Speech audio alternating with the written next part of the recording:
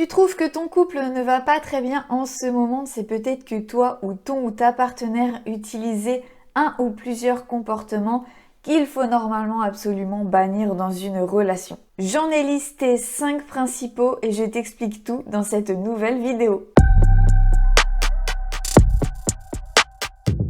Le premier comportement à bannir, c'est évidemment la critique. Tout ce qui va commencer par le fameux « tu ». En psychologie, on appelle ça le « tu qui tue ». Tu fais pas bien ça, tu devrais faire ça autrement, tu m'énerves, tu m'agaces, t'es chiant, t'es chiante. Toutes ces petites phrases utilisées au quotidien vont générer une ambiance négative entre vous. Ça va créer évidemment de l'animosité et ça va générer facilement des conflits. En communication non violente, on apprend à transformer les phrases pour qu'elles ne commencent plus par « tu », mais qu'elles commencent par le « je ». Donc plutôt que de commencer une phrase par « tu ne fais jamais ce que je te demande », on va venir identifier le besoin qu'il y a caché derrière cette phrase et exprimer le besoin à la première personne. Transformer la critique par des phrases constructives à la première personne, ça permet vraiment de transformer la communication entre deux personnes. Le deuxième comportement qu'il faut absolument éviter dans les relations, c'est évidemment le mépris, tout ce qui va être blague de mauvais goût, sarcasme, le fait de se moquer de son ou sa partenaire dans l'intimité, mais également face à d'autres personnes. Ça va vraiment créer une ambiance très négative.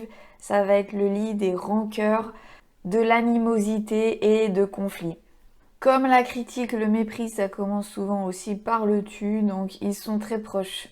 Parmi les exemples de phrases méprisantes qu'on peut utiliser en couple, il y a par exemple « T'inquiète, comme d'habitude, je vais le faire ». « Non mais laisse tomber, c'est trop compliqué pour toi ». « Ah bah ça c'est sûr, t'es vraiment un génie ». « Mon ex au moins faisait les choses correctement ». Etc. etc. Le troisième comportement qui peut vraiment amener la relation vers une dynamique très négative, c'est le fait de générer de la négativité soi-même.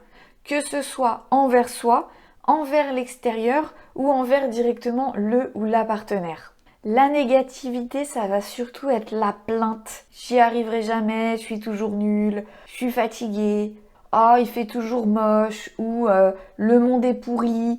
Ça se passe jamais bien. Toutes ces phrases qui vont être vraiment très très négatives et qui ne vont pas créer une dynamique qui va vers l'avant, une dynamique positive dans le couple. Ça va plomber la personne qui émet la phrase négative, mais aussi son ou sa partenaire. Un quatrième comportement à bannir dans les relations, c'est la fuite, c'est-à-dire ces fameuses réactions qui vont être de se replier sur soi, de s'enfermer un petit peu dans sa grotte à chaque fois qu'il y a un désaccord, un potentiel conflit. La fuite, c'est souvent couper le dialogue, se retirer, partir de la pièce, partir même des fois du logement. Mais évidemment, le problème principal dans ce genre de comportement, c'est qu'il y a parfois des fuites positives et des fuites négatives. Parfois, les fuites ne sont pas réellement des fuites, ce sont plutôt des façons de se retirer quand on sent qu'on se met en colère. Donc du coup, on a ce besoin de se retirer quelques minutes pour pouvoir reprendre ses esprits. Ça, c'est une fuite plutôt saine. Et il y a les fuites qui vont être très toxiques et qui vont créer de plus en plus de rancœur dans le couple et de conflits récurrents. Ça va être les fuites non résolues. C'est-à-dire que ce sont plutôt des fuites de protection et il n'y a pas derrière de reconnexion. Et c'est ces fuites-là qui sont destructrices pour la relation. Le quatrième et dernier comportement qu'il faut essayer de bannir de ta relation, c'est le fait de se mettre dans une posture de défense. C'est-à-dire que lorsque le ou la partenaire vient exprimer quelque chose qui ne va pas dans la relation, beaucoup de personnes ont tendance à venir directement rejeter la faute. Ces personnes vont se mettre du coup dans une posture de victime et tout le temps dire à l'autre « Non, mais ce n'est pas moi, c'est toi.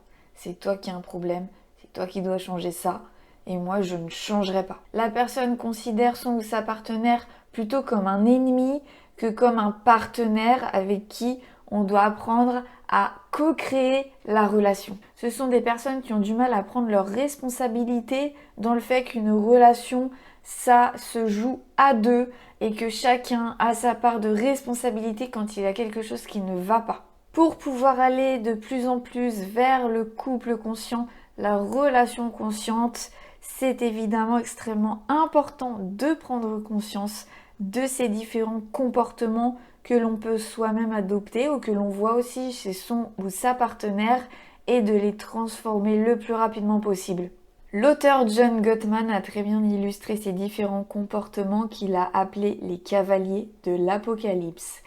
Il explique qu'en quelques secondes, il est capable de prédire la durée de vie d'un couple rien qu'à sa façon de communiquer.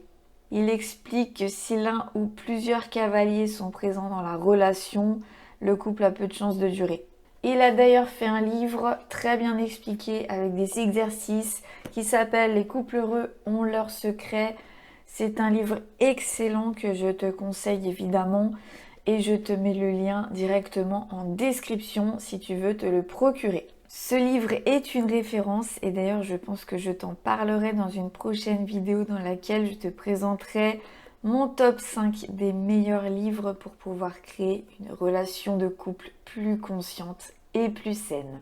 N'hésite pas à me dire en commentaire si l'un des cavaliers de l'Apocalypse est présent dans ta relation. Like la vidéo si elle t'a plu et je te retrouve bien sûr dès la semaine prochaine pour une nouvelle vidéo.